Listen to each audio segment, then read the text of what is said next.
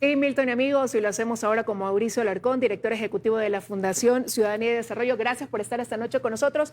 El CNE dice que a ellos no les gusta hablar de tendencia, pero ya casi con el 84% de actas válidas ingresadas, lo que le da una diferencia a Daniel Noboa sobre Luisa González de 1.068.157 votos. ¿Hay una tendencia? Y creo que irreversible, indiscutiblemente. Estamos hablando que los votos que restan por contar, Liz, son un poco superiores a los de la diferencia que existen entre uno y otro candidato. De esta manera creo que el resultado está ya cantado y en buena hora por eso, porque frente a las incertidumbres que surgieron en los últimos días a propósito de la cercanía que se decía tenían los dos candidatos a partir de las encuestas, mejor el que nos vayamos hoy noche a dormir con la tranquilidad de saber quién ganó, sin cuestionamientos, sin denuncias y sobre todo con un CNE que se ha portado a la altura de una segunda vuelta, procesando con total agilidad las actas que la ciudadanía, a su vez, en primera instancia, procesó dentro de las juntas receptoras de voto. ¿A qué se puede deber, buenas noches Mauricio, este ambiente que había? Porque había un ambiente de incertidumbre, de que ganaba cualquiera, de que iba a ser apretado, las encuestas daban empate técnico, y de pronto parecería que el resultado es mucho más amplio, bastante más amplio de lo que se esperaba.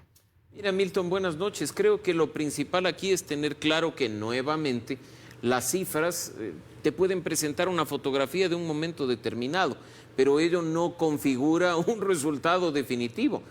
Las dos candidaturas finalistas en los últimos días decían que la diferencia era supremamente pequeña, que no se podía proclamar triunfo o estar totalmente confiados. Prueba de ello es que se movilizaron de las dos organizaciones finalistas la cantidad suficiente de vigilantes electorales para cubrir las juntas receptoras de voto y evitar cualquier tipo de distorsión en el momento de contar y procesar los votos. Pero en buena hora la ciudadanía parece que se ha decantado claramente por una opción y pues el resultado es el que estamos conociendo. La diferencia es sustancial, estamos hablando de por sobre los 10 puntos hasta este momento y sobre todo creo que acá, de nuevo, llamar a la reflexión como en cada proceso electoral del rol que juegan las encuestadoras, los centros de estudio y mira que incluso quienes han trabajado exit polls que también se habrían equivocado a pesar de decir que el margen de error era menor al 1%, ¿no?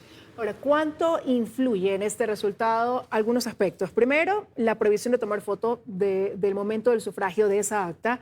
Segundo, 485 observadores internacionales, siendo este el proceso más observado. Y tercero, el control electoral de cada uno también de las agrupaciones políticas. Mira, Liz, el control electoral, y voy a empezar por esto último, es fundamental para garantizar la transparencia del proceso cuando surgen dudas o cuestionamientos sobre la independencia de la autoridad electoral.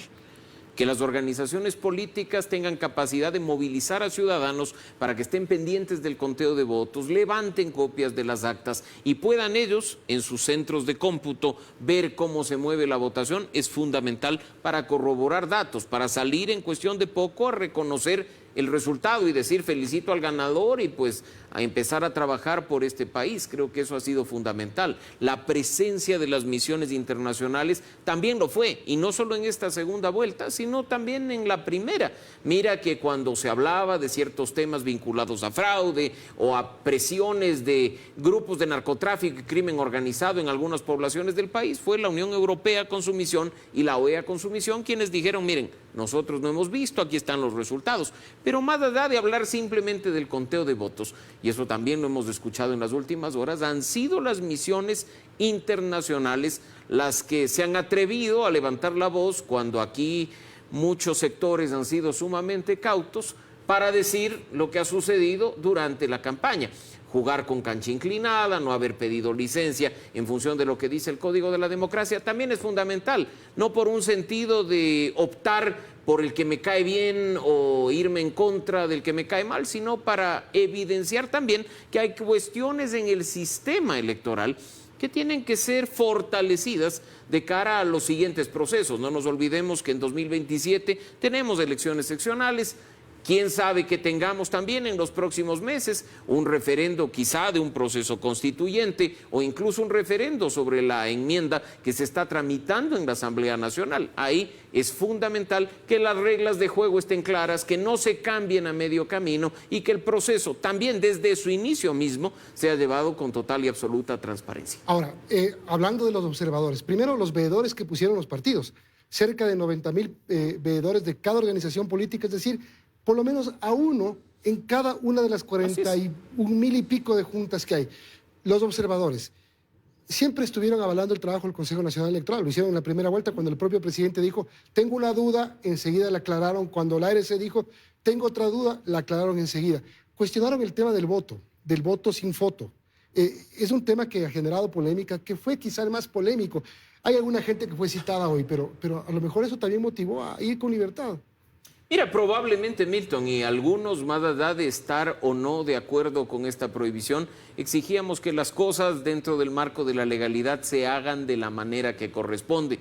La propia Corte Constitucional, aunque en una sentencia bastante tibia, determinó que este tipo de cuestiones sobre la marcha tienen que cumplir principios fundamentales. De nuevo, acá se trata de defender principios, no personas. El voto tiene que ser libre, por supuesto que sí, y si hay una prohibición de fotografiarlo, como existe en varios países de América Latina, tiene que hacerse de la manera debida, no sobre la marcha y sin tener incluso la certeza del tipo de sanción que vas a recibir. Si ni siquiera hoy en las juntas receptoras de voto, donde se notificó a las personas que se atrevieron a infringir la disposición, se les dijo qué era lo que pasaba. Otras personas que tomaban fotos en los centros de votación también han sido notificadas. Hubo discrecionalidad entre si toma foto el tercero cuando alguien levanta la papeleta o no. Entonces hay muchas cosas que de cara a mantener esta prohibición tienen que corregirse, pero en buena hora, si es que esto ha permitido que los ciudadanos pues ejerzan su voto en libertad. Cadena, solamente antes que sigas, perdón, Liz, ¿tomaste foto al voto? No, en la primera vuelta sí. En esta segunda, mira que en mi centro de votación se había dispuesto el cubículo, porque era en realidad un cubículo muy pequeño, de tal forma que incluso los miembros de mi junta receptora de voto hubieran podido ver por quién voté. Así es que ese tipo de cuestiones también tienen que corregirse, porque no se trata solo de que la fotografía del voto viola el secreto, sino que también a veces este tipo de regulaciones motivan a que las violaciones a la libertad y al secreto provengan de otros actores. Voy a preguntar por quién votaste, hasta allá no llego. Ibas a decir que a las 8 de la noche está anunciada una cadena del CNE, ¿no? Ajá. Pero lo cierto es que Luisa González obtiene hasta el momento el mayor respaldo quizás de las últimas elecciones en cuanto a candidatos de la RC.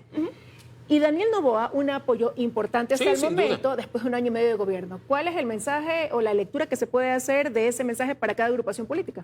Mira, yo creo que acá nuevamente estamos frente a una situación súper coyuntural.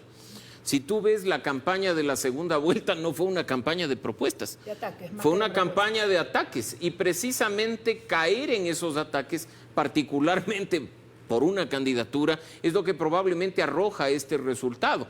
Yo quisiera que acá discutamos ahora cómo va el plan de seguridad o cuáles son las medidas que se tiene que tomar de cara al triunfo para mantenerse 4 años en el poder de Daniel Noboa. Creo que ahí no tendríamos mucho que hablar. Entonces ahora estamos frente a una realidad diferente. La coyuntura electoral nos presentó un panorama que creo que muchos no vimos venir. Mira que incluso revisando las cifras de este momento, de lo que está procesado, estamos con el 81%, poco menos del 81%, 91%, perdón, de actas ya procesadas, y Luisa González obtendría menos votación que en la primera vuelta.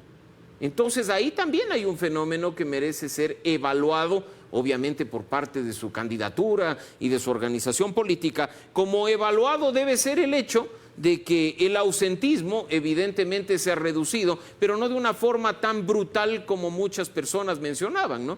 Estamos hablando de que el ausentismo estará bordeando nuevamente los 2 millones de electores. Así es que hay muchas cuestiones que solo cuando esté contabilizado y procesado la totalidad de la votación deberán evaluarse. Obviamente, para quienes quieran seguir en política desde esa perspectiva, para quienes estamos de este lado, desde la sociedad civil o desde el análisis y el periodismo, viendo cómo se ha comportado el al electorado y tratando incluso de entender las razones por las que lo ha hecho. ¿Mensaje con este resultado para la Revolución Ciudadana? Mira, yo no soy de aquellos que cada que la Revolución Ciudadana pierde sale a decir que están acabados y que van a desaparecer. Son la primera fuerza política al interior de la Asamblea Nacional. Nuevamente han peleado la presidencia y han estado en segunda vuelta. Es indiscutible que son una organización política que llegó para quedarse y pelear el poder. Creo que el mensaje más bien va para todas aquellas organizaciones que han obtenido resultados paupérrimos en la primera vuelta, de que necesitan repensarse o hacerse a un lado, que necesitan pensar en la ciudadanía y dejar de pensar en sus caudillos internos, que necesitan hacer de la política una actividad seria. Y el reto, por supuesto, a la organización política que ha vencido, de demostrar que no es una organización política más de aquellas que se fundan en torno a la figura de una sola persona, que también llegó para permanecer y trascender, y que es posible hacer una política distinta basada en propuestas y no necesariamente en los ataques. Bien, gracias Mauricio. Mauricio Alarcón, director de la Fundación Ciudadanía y Desarrollo. Vamos a hacer una pausa, pero antes de eso creo que hay una noticia muy triste que hay que comunicarla, que es el fallecimiento de Mario Vargas Llosa, el gran escritor peruano. Ícono de la literatura latinoamericana. Una lamentable noticia para este domingo, día de elecciones, para el mundo católico, domingo de Ramos también.